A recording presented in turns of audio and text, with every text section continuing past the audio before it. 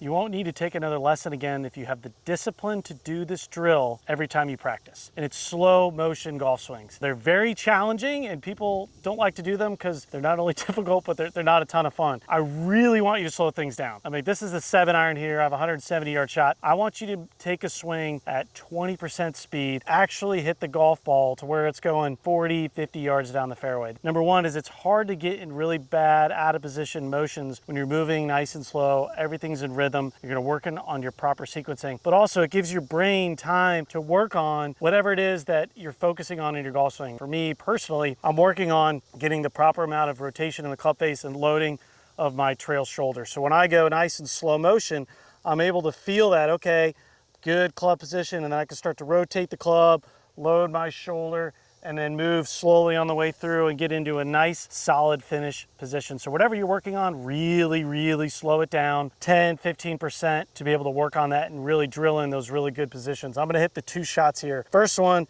I'm gonna hit at about 15%. This is 7-iron, continuous motion, 10% speed. This ball's gonna go 40 yards down the fairway, but it gives me time to focus on what I'm working on in my golf swing.